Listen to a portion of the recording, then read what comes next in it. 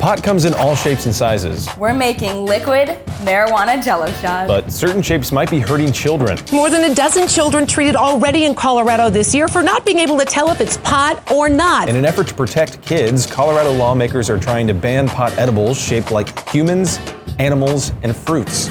But who's to blame? Shapes or parents?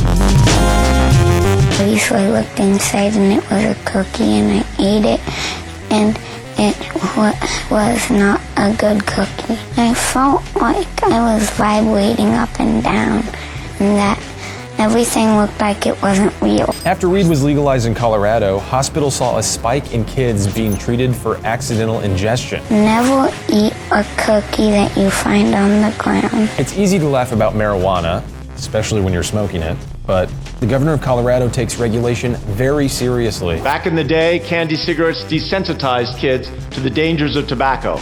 And today, pot-infused gummy bears send the wrong message to our kids about marijuana. A lot of weed paraphernalia is covered in Minions and Pokemon and SpongeBob, but it's not being marketed directly to children.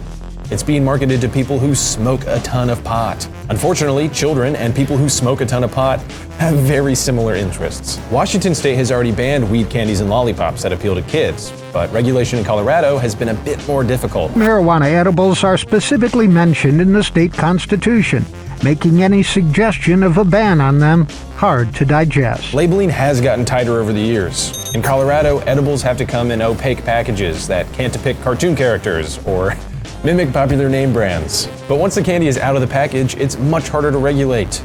All candy looks enticing to kids, except Necco wafers. Gross. Whether or not Colorado bans the candies entirely, the good news is kids who accidentally ingest marijuana don't get seriously hurt. They just don't get anything done that day. This is your mic check.